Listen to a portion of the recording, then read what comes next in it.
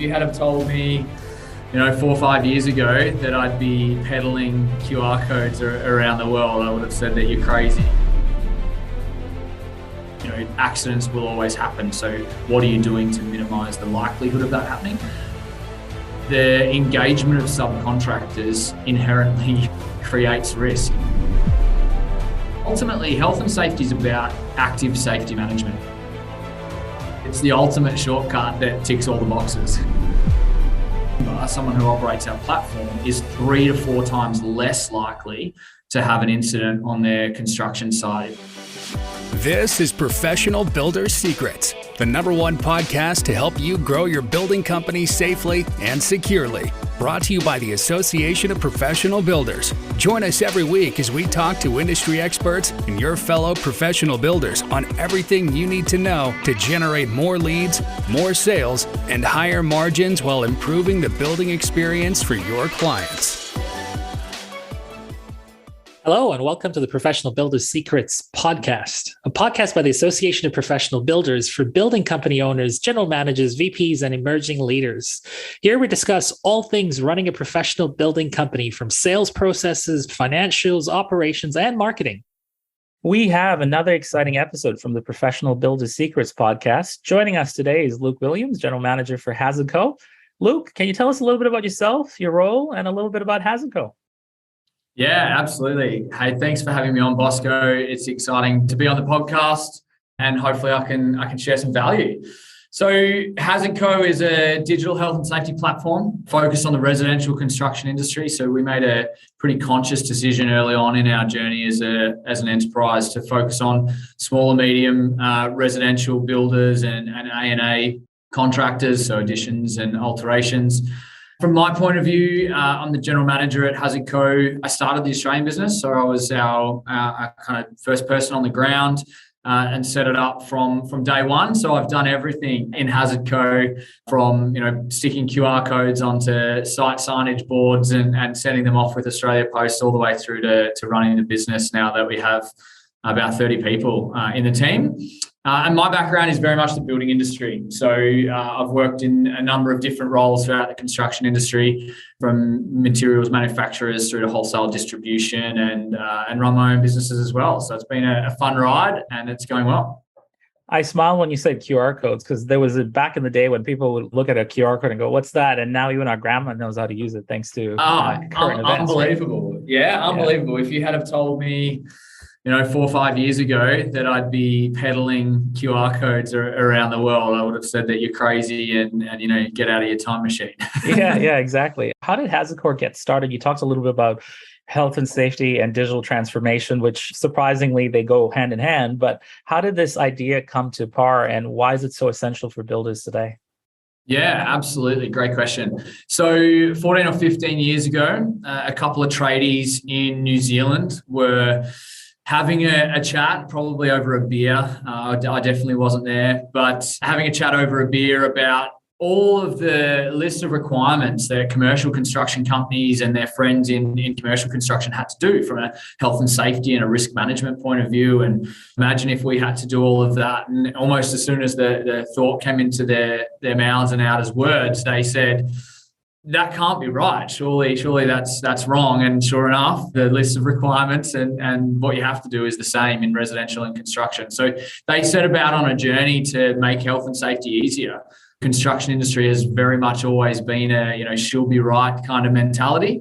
And that's certainly not how health and safety should be viewed from a construction point of view. And they started their journey really around enabling awareness and education of people on site to do better health and safety.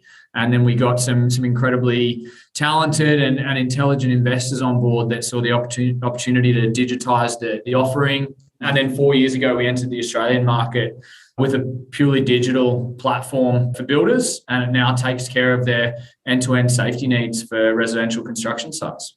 I've always wondered what's likely to go wrong on a residential building site, or the most common injury on site that you've seen. I mean, obviously you're building a tool to prevent that, but what are some of the potential dangers on a site? Yeah, absolutely. So construction's a particularly high-risk industry, and it can be from the most benign things. So slips and trips are right up there in the rankings as far as accidents that happen on site, and that just starts from quality site maintenance and cleanliness. But slips and trips, electrical, ladders, and fall from heights. Fall from heights is always a big one, and it's always a massive one that the regulators are looking at as well. So Safe Work Australia and the state bodies are looking at that. They're the things that can happen, and it can be minor all the way to serious in terms of the incident that can happen on site, particularly once you're working at height. Obviously, I'm going to ask the obvious question here, but what are the risks that builders face when it comes to health and safety on the work sites? And if they're not paying attention to it, what are some of the biggest impacts to their business? Yeah, absolutely. So some of the things that they are thinking about but probably not executing on terrifically, site specific, so site to site risks. One of the things about construction is that it's dynamic, right? That's one of the things that makes it interesting. It's an exciting industry to work in, but every site is dynamic. You walk onto a building site, the same site today and the same site tomorrow, something will have changed. And so the need to consider risk from site to site is super important.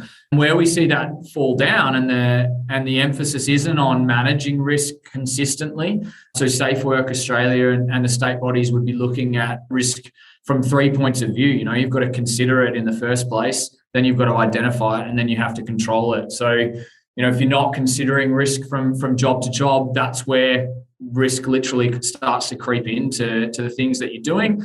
And the impacts can be massive. We've seen businesses go out of business, into liquidation, close down due to the size of the fines, all the way through to things like having to stop construction on your sites. And there's a people impact as well. And from our point of view, we don't focus as much on the legislative impact, so the financial implications, but the weight of personal burden that comes with having people injured inside your business or on your work sites is pretty huge.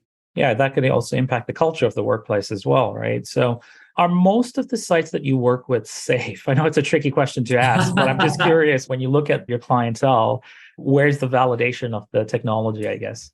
Yeah, absolutely. Great question. Fair question. So what we look for and what we achieve, and we can see it in the data, is improvement. So are all of the sites that operate with Hazard Co safe? It would be very hard to say, yes, they're all 100% safe and nothing's ever going to happen. The pursuit of zero harm, I really believe is the pursuit of maximum minimization of harm. Accidents will always happen. So what are you doing to minimize the likelihood of that happening? And that's something that we've been able to achieve at Hazard Co. So what we can see, we've got 10,000 construction businesses across Australia and New Zealand that operate on our platform. And then the industry itself has tens of thousands of businesses of which data is readily available. So the data for likelihood of incidents or frequency of incidents in the construction industry more generally is available. And then we've got that data for our subset of that industry. So the reality is, at the end of the day, a Hazard Co member, someone who operates our platform, is 3 to 4 times less likely to have an incident on their construction site if they've implemented the platform well. And the better they implement it, the higher that likelihood decrease. So the more that likelihood decreases, I should say. And what should builders pay attention to? Because I'm assuming that, yes, there's technology and we're trying to automate this, but at the same time, there's a human component to this, right? So what should they pay attention to when they're working with you? Yeah, absolutely. So there's 2 key things that I would suggest that they really start thinking about. One is the site-specific nature of what they do. So the fact that they're operating multiple sites or they're different jobs from job to job. And the second thing is people. Like you just said, Bosco, the engagement of subcontractors inherently creates risk. You're giving the task of doing a job on your site to somebody else. And the set and forget principle just really doesn't apply. And so part of the journey that a customer would go on coming on board with Hazard Co is not only streamlining their systems and their processes and unlocking a huge amount of time efficiencies, but also that education and awareness journey that they can go on in terms of, okay, I've got a duty of care for my subcontractors, but they've also got a responsibility as well. So, it's not all on me as a builder. It's not all on them as a subcontractor. How do we engage with them? And then ultimately, health and safety is about active safety management. So it's about doing the doing. And then the compliance part is just being able to show that you can that you've done the doing, yeah? The daily habits, the weekly habits, the monthly things that you can do to consider risk, identify risk and control risk. And then, having a simple, easy system that can capture and surface that as well. Do you feel that the health and safety side of things in the industry has evolved? Is it more proactive? I'm assuming the tool that you're bringing is a lot more about prevention and proactivity as well. But where do you see the health and safety processes currently in place?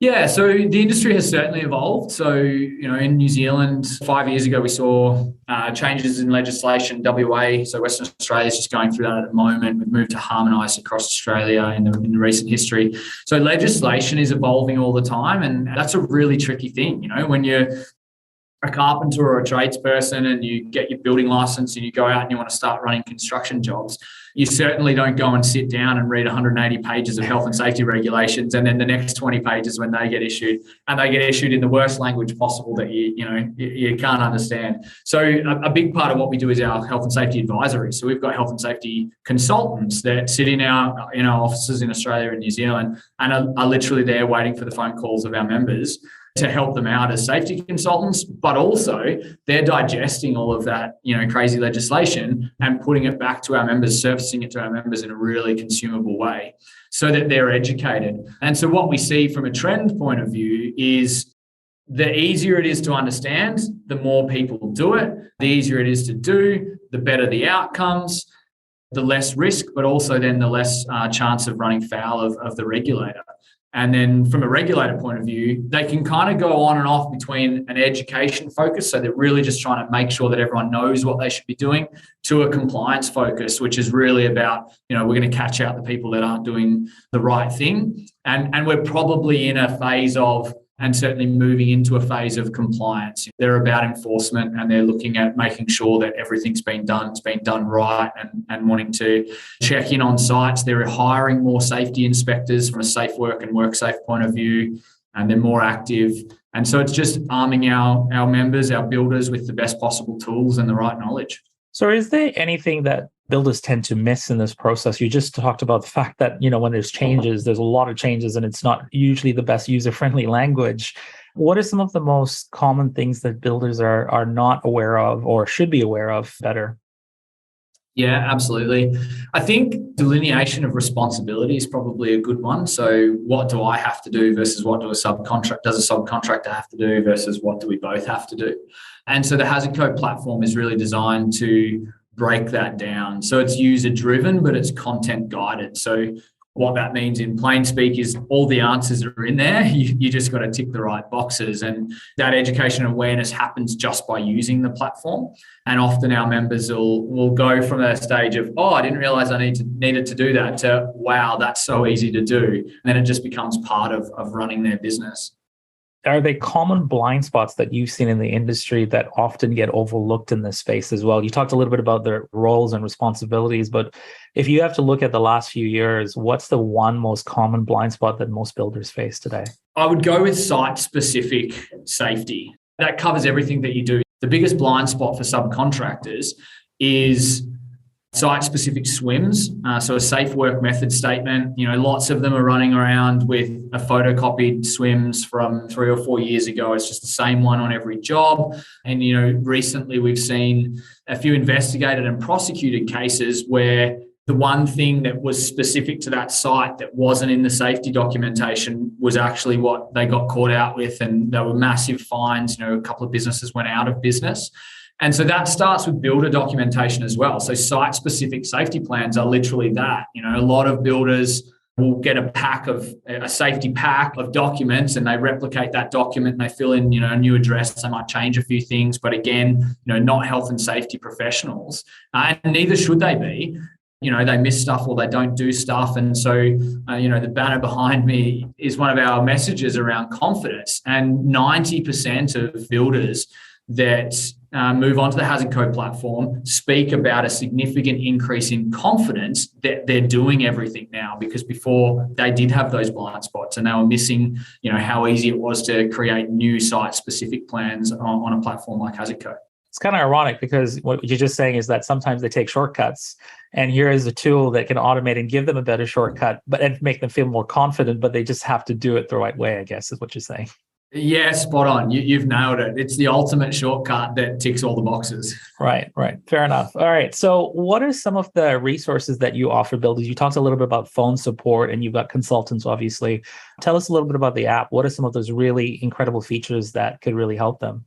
Yeah, absolutely. So there's a couple of parts to the Hazard Co platform from a digital point of view. There's the Hazard Co Hub, which is really your control center and has evolved, even over the last 18 to 24 months to, an incredibly powerful tool in terms of not only safety creation from a documentation point of view, but safety management, and then the analytics and reporting that give you really good oversight. So from a builder's point of view, you can do everything from pre-qualify your subcontractors and manage your contractor management from a credential management point of view through the platform, create site-specific safety plans literally in a couple of minutes, all the way through to really good, clear dashboards and analytics that give you oversight of your business.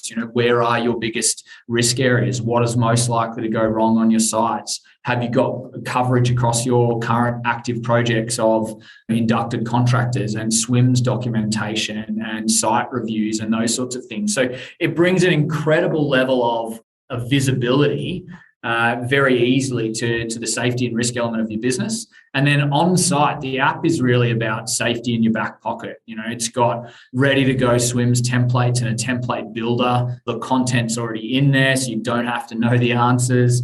Site reviews, toolbox talks, reporting of incidents, which are then backed up by our advisory team that we talked about. So we've got a team of safety consultants, qualified safety consultants, not only providing phone-based support for I'm looking at some scaffold and it just doesn't look right, or do I have to put some edge protection here, all the way through to 24/7 incident support. So when something does go wrong, you've got that backup. That's genuine peace of mind. You don't need it until it goes wrong, and then it goes wrong and you really need it.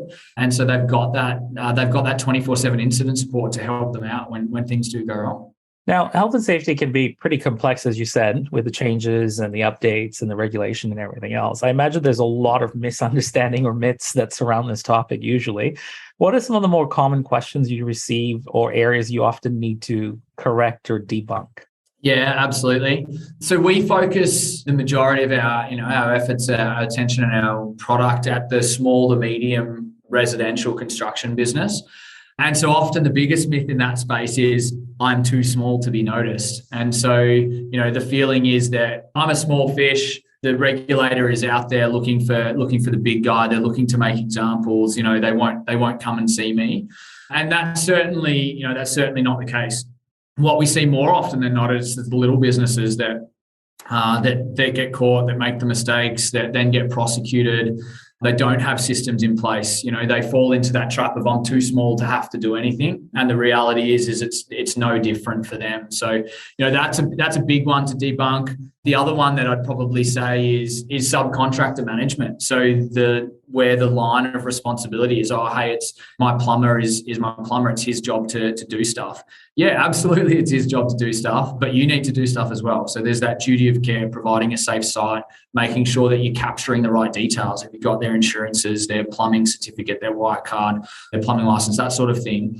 And then providing a safe site, but then also the plumber has that responsibility to make sure that their employees are safe, that they're inducting themselves onto site because you've provided a means of induction. So that blurring of the lines between subby and builder and whose responsibility it is something that we help out a lot with and provide the tools to manage. What's a typical observation of the industry right now when it comes to residential builders? What are you seeing right now that's a common sort of observation? Yeah, so it's a challenging market out there. So interest rates are rising. We've come off the back of the home builder grant from the government. The number of approvals has been huge. The number of completions is kind of separated from that in terms of the gap has grown, which is just putting huge pressure on both supply chain and the labour market as well. So being able to easily and effectively work in with your subcontractors, have a good pool of quality subcontractors so that you've got labour for your jobs is really important. Material supply, managing your project pipeline. So not taking on, it'd be a really easy time in construction to take on a heap of work, but that's where we see builders often getting into trouble. So, managing cash flow, managing labor and materials are real focuses at the moment. And then, I think demand will start to drop. So businesses have an opportunity to really position themselves well now to make sure that they're running efficiently. What are some of the trends for health and safety for the future that you can see coming down in the future? Obviously you're around it so much. If you had to sort of prepare builders, what are they preparing for coming up in the future? From a legislation point of view, so what's required of them, I think it's less about changes coming, more about focus on getting it right. So I think what we'll see is an increased investment in inspectors, in funding available to WorkSafe and Safe Work Australia so that they're able to get better coverage. There'll be a higher focus on the higher risk industries, of which construction is one of those. With the prevalence and proliferation of digital tools, so it's easier to do better health and safety. The expectation is that you will do better health and safety. And so, we can see that coming down the line for us in particular, and from a digital technology point of view, some of the things that are going to start to develop are really interactive health and safety. So getting automatically assigned tasks and getting people to close out on safety actions, assigning a control measure, getting interaction at the point of site entry. So all those sorts of things. Health and safety will really start to become interactive and a daily habit, which is what it needs to be if it's going to drive best practice and keep people safe. Do you think we'll ever get to the stage where augmented reality and virtual reality will start to change and transform the technology out there? Yeah, absolutely. We see that. We can already see a little bit of that on the horizon. So I think virtual reality, particularly from a training point of view, it's very easy now to create a training package. It's quite expensive, but it's easy to create a training package via VR and show someone how to identify risks on a construction site, or what control measures should they be looking for. You can do that via VR. Augmented reality is starting to come into play in the construction industry. One of the things I think will happen in the future is the ability to use drone footage and AI to automatically, without human intervention, pick up on risks on a construction site. So it might be a forklift driving too close to something, or it might be, something that's precariously perched and could fall. These sorts of things where we get to a point where between video and AI, we're able to identify these things and potentially mitigate them pretty quickly. Yeah. So tell us a little bit about the app. How does it work? Obviously, there's people that need to learn how to use it and some people who are already tech savvy. Typically, what can a builder or tradie sort of expect when they're working with the apps? Yeah, absolutely. So they can expect something that's built by tradies for tradies. So we absolutely understand that. When we started developing the app and getting it in the hands of people in the construction industry, particularly in Australia 4 years ago, I was the one that was out there on site chatting to people and playing around with the app. And, you'd have a concreter would come up and, I've got a flip phone. I can't do any of this. Those days are pretty much behind us. 95% of the industry have a smartphone. A lot of them know how to use it. So what they can expect is a tool that's been developed for the residential construction industry for trades to use. It's got all of the content in there. So it is genuinely a really guided experience. It's not intended at all to require health and safety expertise or knowledge.